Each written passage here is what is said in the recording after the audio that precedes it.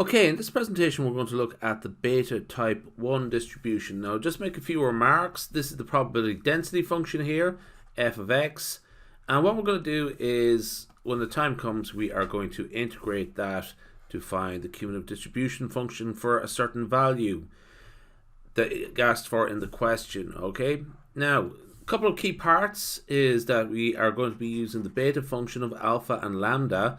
Now just as a quick remark, typically the beta type 1 function, as I should specify, is usually written in terms of alpha and beta, but for just some reason betas don't seem to work in this. But anyway, it's also good to know not to be too complacent about notation. You could get alpha and beta in some, and alpha and gamma, or alpha and lambda in other ones, and so on.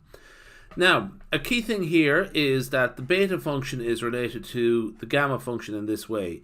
So there's two parameters in the beta function, and we have to here denoted as alpha and lambda, and that is the gamma function of alpha times the gamma function of lambda divided by the gamma function of alpha plus lambda. Okay, so this here is a very important identity that we are going to be using.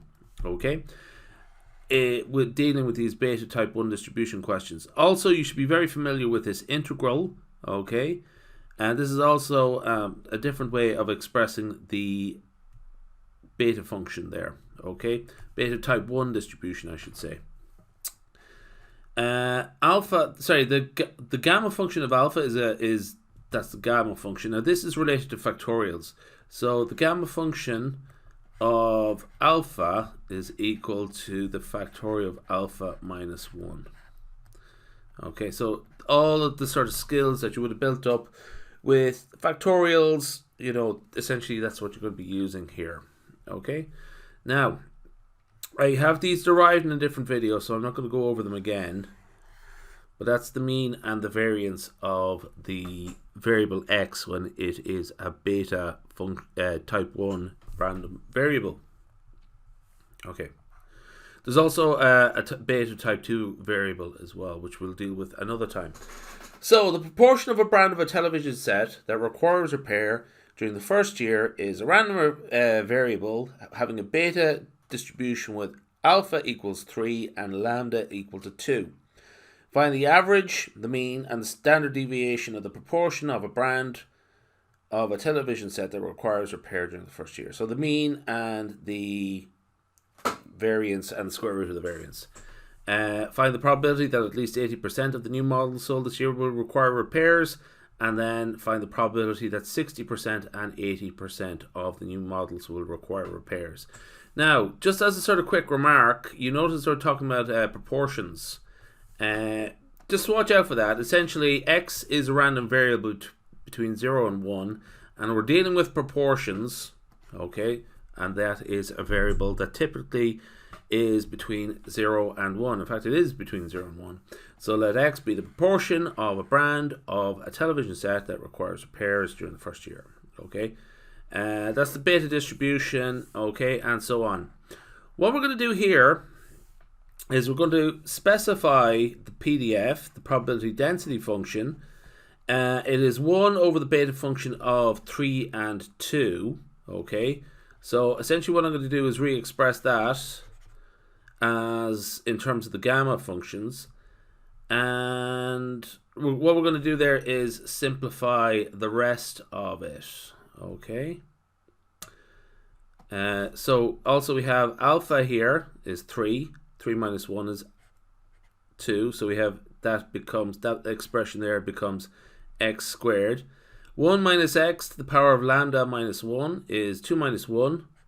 Okay, so we have x squared times 1 minus x to the power of 1, and essentially what we can do is write that as x squared minus x cubed.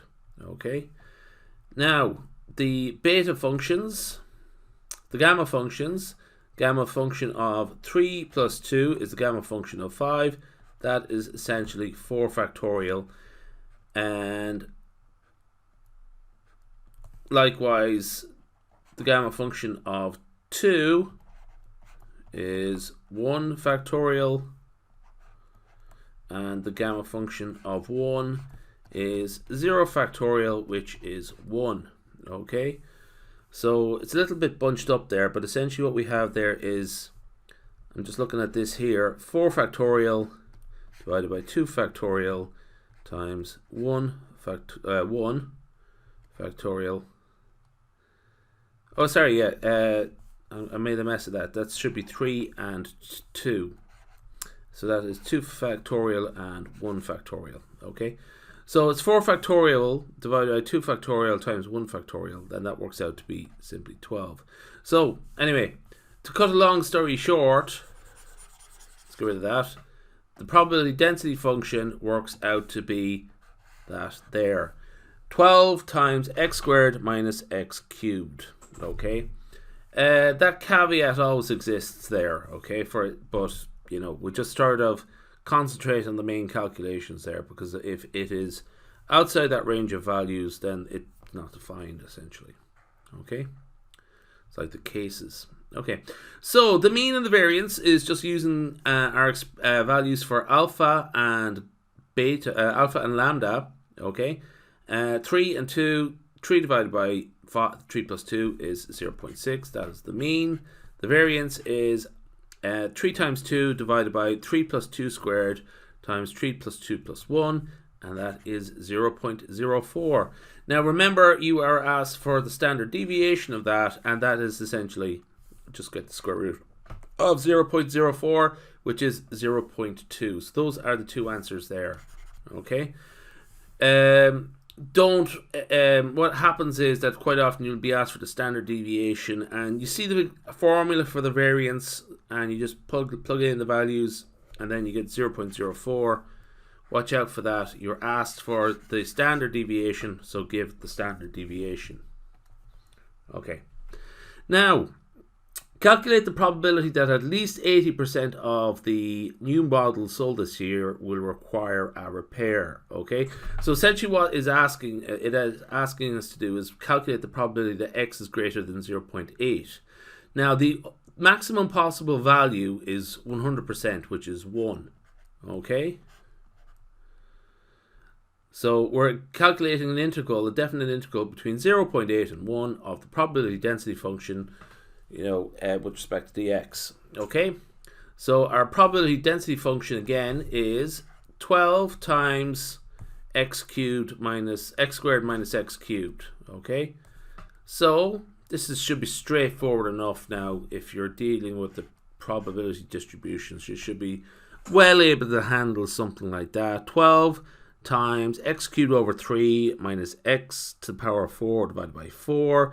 Evaluate that at 1 and 0.8 and get the difference, and you should get an answer there of 0.1808, 18% roughly.